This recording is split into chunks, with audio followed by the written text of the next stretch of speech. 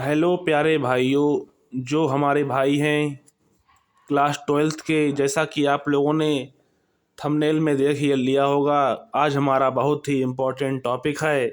तो आप लोगों ने टॉपिक देख ही लिया होगा, class 12th UP board 2025 maths के पेपर में कुछ ना आए तो क्या करें। जी हाँ दोस्तों, आज हम आपके लिए एक ऐसा टॉपिक लेकर आए हैं जो कि मोस्ट इम्पॉर्टेंट है क्लास 12th के भाइयों के लिए। बाय चांस अगर आपको मैथ के पेपर में कुछ नहीं आ रहा है, आपकी पढ़ाई नहीं हो पाई है, तो आप लोग कैसे पास हों। तो आइए हम स्टेप वाइज, हमने आपको लिए सब कुछ लिख रखा है कि आप लोगों को क्या करना है। बाई चांस आप लोगों ने कम पढ़ा है, आप लोगों को कुछ नहीं आता है पेपर में, तो आप लोग क्या करें जिससे आप लोग पास हो जाएं। तो आइए दोस्तों शुरुआत करते हैं। मैंने सब कुछ पॉइंट वाइज लिखा है, तो आप पॉइंट देखते रहिए। सबसे पहले दोस्तों देखिए मैंने क्या लिखा है। ऐसा तो होगा नहीं कि आपको पेपर में कुछ नहीं आता हो। सबसे पहले आपको देखना है कि आपको पूरे पेपर में क्या क्या ठीक से आता है, उसको सबसे पहले करना है। यानी कि मान लिया कोई भी पेपर है एंड हमारा मैथ का पेपर है, आपको उसमें कुछ नहीं आता है। मान लिया, मैं आपको भी दिखाता हूँ।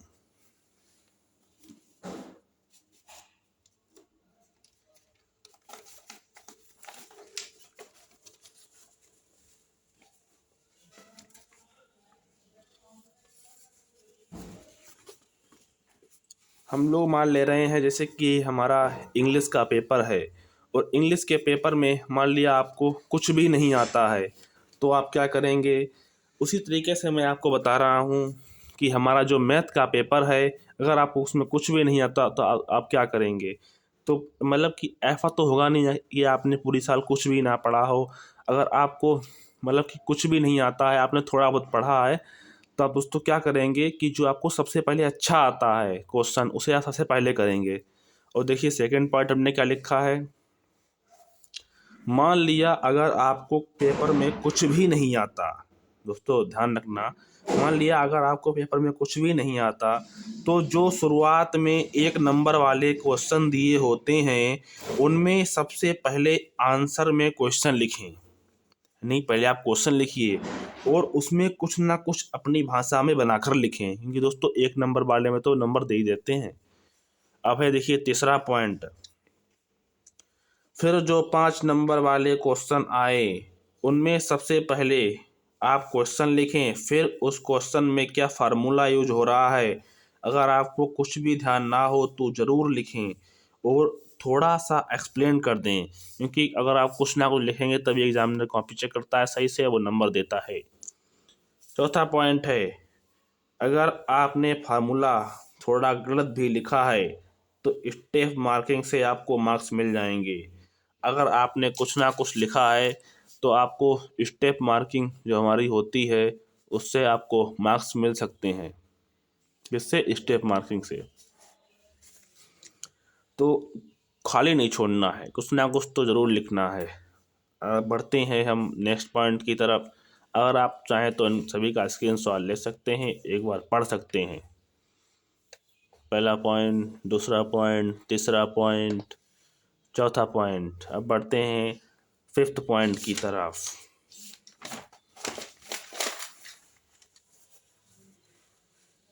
ये देखिए दोस्तों, ये है हमारा 5th पॉइंट। 7 नंबर वाले में भी आपको ऐसा ही करना है, यानी कि आपको फार्मूला जरूर लिख देना है कि थोड़ा बहुत जो भी आपको ध्यान हो उसे आपको जरूर लिखना है। 7 नंबर वाले में भी आपको ऐसा ही करना है। कोई क्वेश्चन छोड़े मत, कुछ ना कुछ जरूर लिखें। आपको क्वेश्चन उतार देना है, कुछ ना कुछ उसके बारे में आपको थोड़ा बहुत अपनी भाषा में एक्सप्लेन कर देना है कि ऐसे होगा। लास्ट में कुछ ना कुछ आंसर उसी से मिलता हो जुलता हुआ कुछ ना कुछ ज़रूर लिखें, क्योंकि खाली कापी में नंबर नहीं मिलते हैं। अगर आप पूरी कॉपी कोरी छोड़ देंगे तो उससे क्या मतलब कि लगेगा कि आपने कुछ लिखा ही नहीं, आपको कुछ आता ही नहीं। कुछ ना कुछ तो आपको लिखना ज़रूर है, वरना ऐसे नंबर नहीं मिलते हैं। चाहे आप बना कर लिखें, कुछ ना कुछ ज़रूर लिखें, क्योंकि जब आप कुछ ना कुछ लिखेंगे तभी एग्जामिनर मार्क्स देगा। जब आपने लिखा ही नहीं होगा तो मार्क्स कैसे मिलेंगे। ऐसा तो है नहीं कि एग्जामिनर वहाँ आपके लिखेगा अपने खुद से। आप लोगों को कुछ ना कुछ तो उसमें लिखना है। ऐसे नहीं कि उसमें कोई भी गाना वगैरह लिख दिया, कविता वगैरह लिख दी, ऐसा नहीं है। मान लिया क्वेश्चन हमको दिया रखा है, कोई भी क्वेश्चन है, मान लिया समाकलन का क्वेश्चन है, तो आपको समाकलन से उससे रिलेटेड जो भी फार्मूला आता है आप फार्मूला लिख दीजिए। उस क्वेश्चन को मतलब कि थोड़ा सा सॉल्व कर दीजिए, मतलब कि थोड़ा बहुत तोड़ मरोड़ के उसे लिख दीजिए और लास्ट में उसी को आंसर करके ऐसे छोड़ दीजिए। कुछ ना कुछ तो आपको नंबर मिल ही जाएगा। और देखिए दोस्तों, अगर जिन भाइयों को कुछ नहीं आता, अगर वो ऐसा करते हैं तो वह आराम से 70 से 80 नंबर पा सकते हैं, या फिर कह सकते हैं कि ठीक से पास हो सकते हैं। ये दोस्तों बहुत ही इम्पोर्टेंट पॉइंट थे जो कि मैंने आपको बताए। दोस्तों ये ऐसे पॉइंट थे जिनसे आप जो हैं आसानी से पास हो सकते हैं। पहली बात तो मैंने आपको पहली वीडियो में कहा था, जो इससे पहले मैंने वीडियो बनाई थी, कि दोस्तों अगर आपके पास केवल 1 महीना बचा हुआ है, ठीक है दोस्तों, आपके पास केवल 1 मंथ बचा हुआ है और आप चाहते हैं कि मेरी अच्छी से प्रिपरेशन हो जाए, तो दोस्तों मेरी मानिए मात्र 80 या 90 रुपए की जो है दोस्तों मास्टरमाइंड आती है। ठीक है दोस्तों, मास्टरमाइंड आती है, या फिर कोई सी भी मास्टरमाइंड आपको ले लेनी है, क्योंकि दोस्तों मास्टरमाइंड में क्या होता है, सभी प्रीवियस ईयर क्वेश्चन दिए रखे रहते हैं जो कि हमारे मोस्ट इम्पॉर्टेंट होते हैं। 1 नंबर वाले, 5 नंबर वाले, 7 नंबर वाले, सभी क्वेश्चन उसमें दिए रखे होते हैं दोस्तों। तो आप दोस्तों अगर मेरी मानिए, जिनके पास भी कम समय बचा है, उन्हें लगता है कि हम इतना पढ़ लें कि हम पास, ठीक से पास हो जाएं, तो आप मेरी मानिए कि आप लोग जो है मास्टरमाइंड ज़रूर ले लें। ऐसा नहीं है कि आप केवल जो है मैथ की ही मास्टरमाइंड लें, आप प्रत्येक सब्जेक्ट की मास्टरमाइंड ले सकते हैं। जिन भाइयों को लगता है कि अब कब समय बचा है और इतना नहीं हो पाएगा, तो उनके लिए तो मास्टरमाइंड जो हमारी होगी वो रामबाण साबित होगी, और आप आराम से 70+ स्कोर हासिल कर पाएंगे प्रत्येक सब्जेक्ट में। क्योंकि 50% जो हमारे क्वेश्चन होते हैं वो प्रीवियस ईयर ही क्वेश्चन जो हैं वो रिपीट हो जाते हैं दोस्तों। तो आप लोगों को ध्यान रखना है, जो जो मैंने आपको आज ये पॉइंट बताए हैं, आप लोग इन पे गौर कीजिए और इनको एक बार रीड आउट कर लेना अपने आप कि इसमें क्या क्या लिखा है। अगर आप चाहें तो आप इन सभी का स्क्रीनशॉट ले सकते हैं दोस्तों। और एक बात मैं आपसे फिर से कहना चाहूँगा दोस्तों, कि जब कम समय बचा हो तो पूरा कोर्स नहीं देखते, जो कि इम्पोर्टेंट होते हैं थोड़े बहुत उन्हें ही देखा जाता है। और इम्पोर्टेंट आपको कहाँ मिलेंगे, इम्पोर्टेंट में जो है हमारे क्वेश्चन बैंक जो होती हैं उनमें मिलते हैं।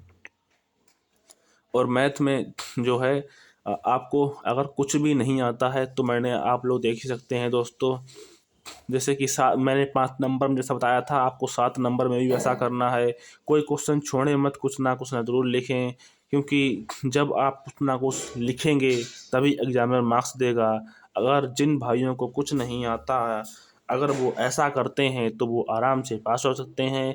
और उनके उनके मतलब कि मैं ये नहीं कहता कि उनके 90+ नंबर आ जाएंगे, 85+ आ जाएंगे, वो भाई आराम से पास हो सकते हैं। अगर वो ठीक से मतलब कि बना बना के लिख सकते हैं, या फिर ठीक से उन्हें कुछ ना कुछ थोड़ा बहुत आता है, तो वो आराम से 70 से 80 नंबर भी पा सकते हैं। तो दोस्तों आपने कुछ ना कुछ वीडियो से ज़रूर सीखा होगा दोस्तों। अब मैं वीडियो को ख़त्म करने जा रहा हूँ। Thanks for watching. अगर आपको हमारी वीडियो पसंद आई हो तो लाइक करें, कमेंट करें, शेयर करें और सब्सक्राइब करें दोस्तों। लाइक, कमेंट, शेयर और सब्सक्राइब। और दोस्तों मैं कहना चाहता हूँ आप लोग पढ़ते रहिए। ये जिस टॉपिक से मैंने रिलेटेड वीडियो बनाई है, ये कि वीडियो केवल उन भाइयों के लिए थी जिन्होंने कुछ भी नहीं पढ़ा, मतलब कि अगर उन्हें पेपर में कुछ भी ना आए, मतलब कि कुछ भी ना आए, तो ये वीडियो उनके लिए थी। अगर आप चाहें तो इस वीडियो को बार मतलब कि अपने दोस्तों को शेयर कर सकते हैं जिन्होंने मतलब कि कुछ भी नहीं पढ़ा है। ऐसा तो होगा नहीं कि आप लोगों ने कुछ भी ना पढ़ा हो, आप लोगों को कुछ भी उसमें परीक्षा में ना आए। तो मैं आपसे फिर से कहना चाहूँगा कि कम समय जब हो तो इम्पोर्टेंट के पीछे भागिए, ना कि पूरे सिलेबस के पीछे भागिए। चलिए दोस्तों वीडियो ख़त्म करते हैं। लाइक कीजिए, कमेंट कीजिए, शेयर कीजिए, सब्सक्राइब कीजिए। थैंक यू दोस्तों।